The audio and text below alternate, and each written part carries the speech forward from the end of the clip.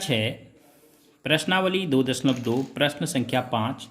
किसी taxi driver ने अपनी गाड़ी की पेट्रोल टंकी में 4 लीटर पेट्रोल भरवाया।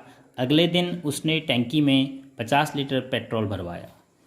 यदि पेट्रोल का मूल्य 44 रुपये प्रति लीटर था तो उसने पेट्रोल पर कुल कितना व्यय किया। अर्थात 2 दिन जो पेट्रोल भराया कुल व्यय कितना हुआ हमें ये पता करना है। तो सबसे पहले हम प्राप्त कर लेंगे कि कुल कितना पेट्रोल भरवाया। कुल भरवाया गया पेट्रोल, क्योंकि एक साथ हम कीमत निकाल लेंगे। फिर कुल कितना पेट्रोल भरवाया गया तो हमें मिल जाएगा कि पहले दिन कितना भराया था 40 और दूसरे दिन कितना भराया था 50। तो 40 धन 50 बराबर हो गया 90 लीटर। तो कुल पेट्रोल भरवाया 90 लीटर। अब 1 लीटर पेट्रोल के लिए कितना खर्च करना पड़ रहा है। 1 लीटर पेट्रोल पर कितना पैसा देना पड़ा। तो 1 लीटर पेट्रोल पर व्यय बराबर रुपया 44। तो अब हमें कितने पे व्यय निकालना है 90 लीटर पेट्रोल पर, क्योंकि 90 लीटर पेट्रोल पर व्यय अधिक हुआ होगा। जब 1 लीटर पे 44 हुआ है और अधिक के लिए क्या करते हैं गुणा करते हैं। तो 90 को हम 44 से गुणा करेंगे और यहीं पर गुणा कर लेंगे, क्योंकि 9 का पहाड़ा पता है। आदत डालिए इस प्रकार से गुणा करने की। 0 का 0, 9 चौको 36 हासिल 3 और 9 चौको 36, 37, 38 और 39। तो रुपया 3960 कुल मिलाकर व्यय हुआ। ये आपका आंसर।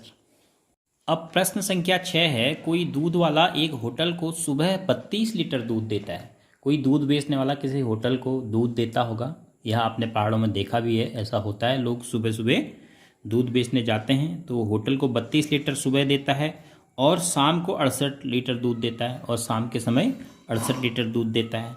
यदि दूध का मूल्य रुपया 45 प्रति लीटर है तो दूध वाले को प्रतिदिन कितनी धनराशि प्राप्त होती है। तो प्रतिदिन कितनी धनराशि प्राप्त होगी।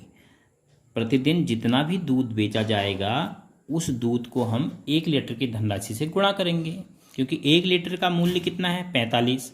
तो अगर 2 लीटर बेचता तो 90। तो प्रतिदिन कितना लीटर दूध पहले बेच रहा है यह निकालते हैं। तो सबसे पहले हम प्रतिदिन बेचा गया दूध, प्रतिदिन दूध वाले ने कितना दूध बेचा। प्रतिदिन बेचा गया दूध बराबर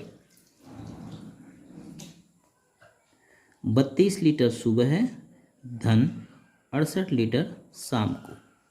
तो 32 में आप 68 जोड़ेंगे तो 8 2 10, 6 3 9 हासिल 1 जोड़ा तो 10। तो कुल मिलाकर कितना लीटर हो गया 100 लीटर। तो प्रतिदिन 100 लीटर दूध बेचा है। तो दूध वाले को प्रतिदिन कितनी धनराशि प्राप्त होगी। तो प्रतिदिन प्राप्त धनराशि कितनी होगी। प्रतिदिन प्राप्त धनराशि बराबर होगी, कितना दूध बेचा है 100 लीटर और 1 लीटर का मूल्य कितना है 45। तो हम दूध की कुल मात्रा को 1 लीटर के मूल्य से गुणा कर देंगे, क्योंकि 1 लीटर का मूल्य बराबर 45। तो प्राप्त धनराशि जो 100 लीटर की होगी 100 गुणा 45। तो बराबर हो जाएगा ये 45 1 कम 45 गुणात्मक तत्समय 1 2 शून्य ऐसे ही दाईं तरफ आ जाएंगे।